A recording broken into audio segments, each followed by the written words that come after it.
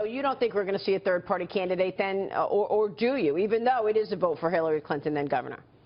Well, certainly hope or not, and I'm glad to hear what Marco Rubio and John Kasich said. Obviously, they understand the effect of a third-party candidacy.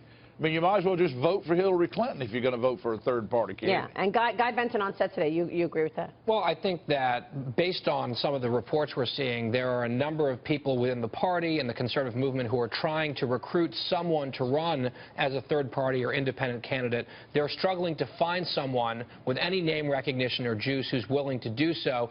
Governor, the last Republican standard bearer is Mitt Romney, who is reportedly at the forefront of this effort, making some of these phone calls, courting people. What do you make of Governor Romney? I know that you have great respect for him. What would you say to him? What's your message to Governor Romney?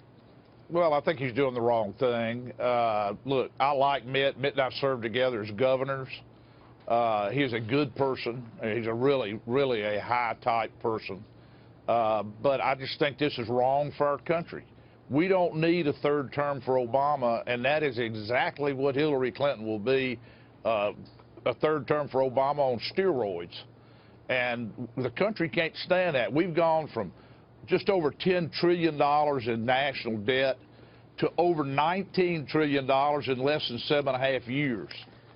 Now, just that in and of itself should be enough for right-thinking Americans to say, we can't stand more of this.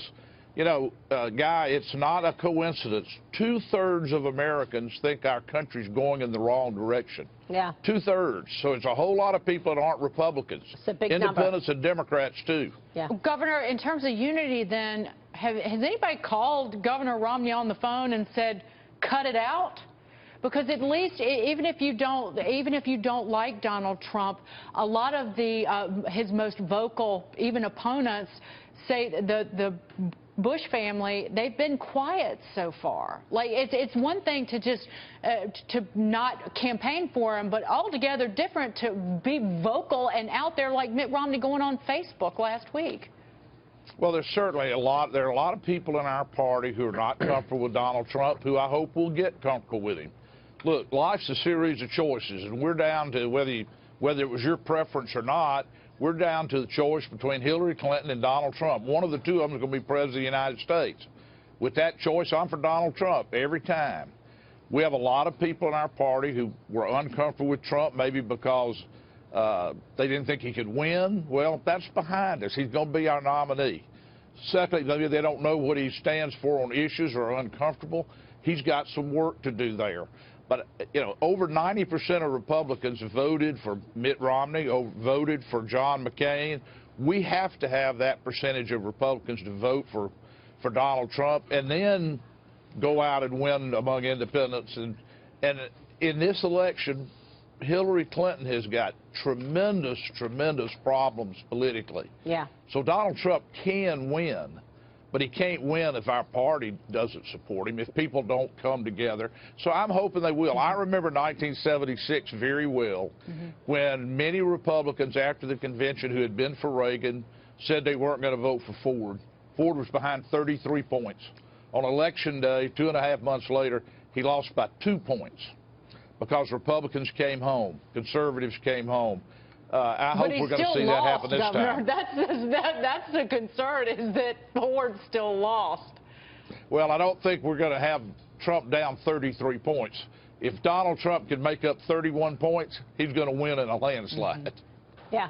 Let me ask you this, because, of course, we've got a big night tonight on the Fox Broadcast Network. Fox News is Megyn Kelly sitting down with Donald Trump in an exclusive one-on-one interview. Governor, here's a preview. I want to get your reaction.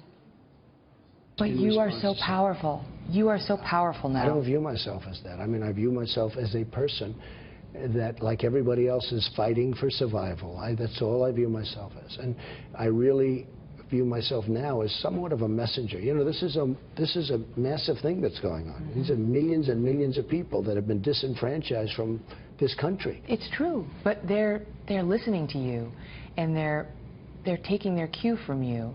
So that's the question, is whether now, so close to the Oval Office, whether you will take that responsibility seriously and change your tone to try to be more unifying and less divisive.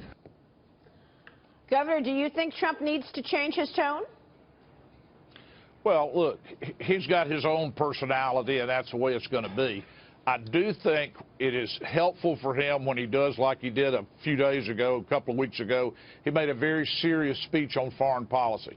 I think he needs to do more of that, and I think he needs to compare what the Obama record is, the Obama's failed policies and bad results, and what he would do differently so we'd have the right kind of results. I think when he does that, a lot of people feel like they get to know better what to expect, and I think they will compare that to Hillary Clinton and say, I'm for Donald Trump. Yeah. Governor, good to see you, sir. Thanks so much for joining us this morning. Thank you, Maria. We will see you soon.